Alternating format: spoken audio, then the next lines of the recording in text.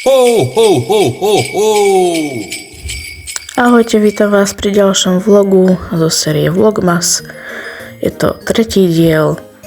Na raňajky som si dala chlebík s lučinou a uhorkou. Uslala som si posteľ, no a bol čas zase na adventné kalendáre. Docela ma pobavilo minule, keď som hovorila, že som si kupovala nejaké bezlepkové a bezlaktózové potraviny a otváram čokoládový kalendár. Je fakt, že proste si takedy chcem dopriať aj to, čo mi občas robí v črevách problémy. Takže aj napriek všetkým týmto veciam mám ten adventný kalendár. No a v Yankee Candle bolo tentokrát tiež zaujímavá vôňa. Na tom lístočku, alebo teda na tej zadnej strane okienka vám to hneď ukážem, že aká to je vôňa. A vôňa krásne, hneď som si ju zapálila. To vidíte vlastne ten názov tej sviečky. Vonia krásne, takže zatiaľ všetky tieto sviečky, ktoré som tam mala, vonili nádherne, takže je to super kalendár. No a potom som písala nejaké články,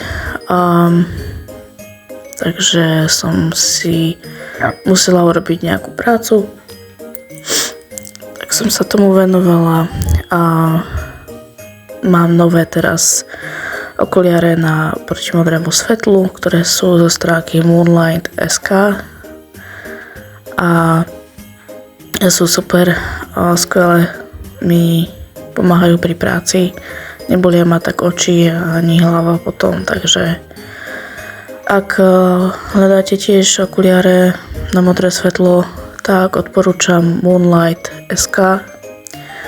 Majú tam fakt kvalitné okuliare za celkom priateľné ceny, takže určite sa tam pozrite.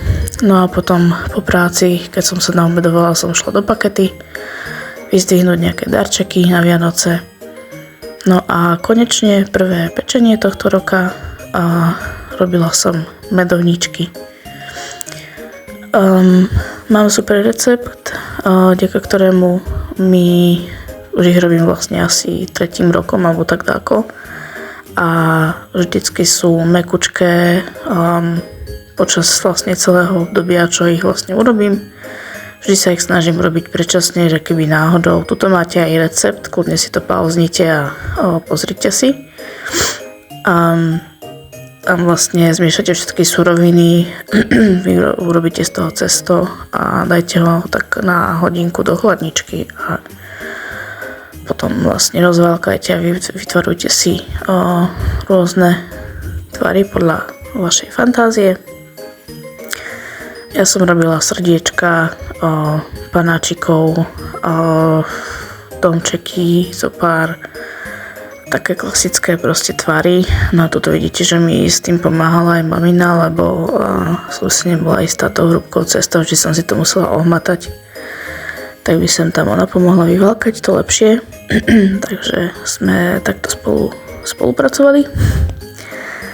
No a ako vravím, tie medovničky mi zatiaľ vždy vyšli dobre. Nemám s tým receptom problém, takže sa ním môžete inšpirovať aj vy. Pričom kľudne si tam podľa mňa môžete dať aj iný typ múky. Ja som rozmýšľala aj nad bezlepkovou verziou, ale viem, že by sa s tým cestom potom horšie pracovalo a nemala som na to nervy, takže som radšej zvolila obyčajnú múku. Akurát som teda dala bezlaktózové maslo. Takže si myslím, že to bude v pohode. No a takže takto sme my spolu trávili podvečer. Pustili sme si k tomu seriál, takže sme sa zabávali. A bolo to fajn. Mám rada toto predvianočné pečenie, je to vždycky zábava a proste je to super atmosféra. Takže medovníčky vyšli aj tento rok teda krásne a myslím si, že budú výborné. Potom sa pustíme do zdobenia neskôr a musím urobiť polevu a ozdobiť ich, ale tomu sa budem venovať možno až cez víkend, možno aj neskôr, neviem ešte. Takže na to je ešte v podstate čas. No a ako vravím, je to super takto spolu piecť. Taká tradícia, pečenie ma baví, takže som z toho mala radosť. No a budeme ešte robiť nejaké ďalšie klasické dobroty, vanilkové roštiky, Raffaello, ktoré naozaj milujem.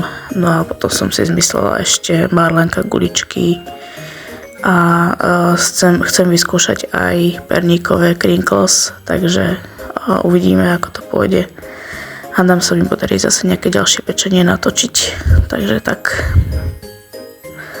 No a možno ste si mohli všimnúť, že trošku ujedám z cesta, lebo milujem vlastne to surové cesto. Občas som si proste nedokázala odolať.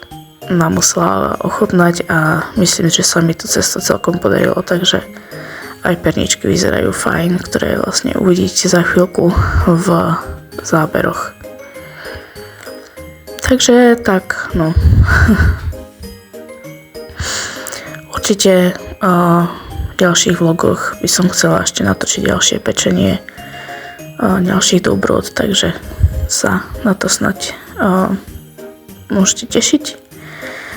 A čaká ma ešte aj výzdoba, nielen stromčeka, ale aj trošku izby, takže do toho sa chcem tiež pustiť vlastne v najbližších dňoch. Takže uvidíme, ako to všetko vyjde. No a tak,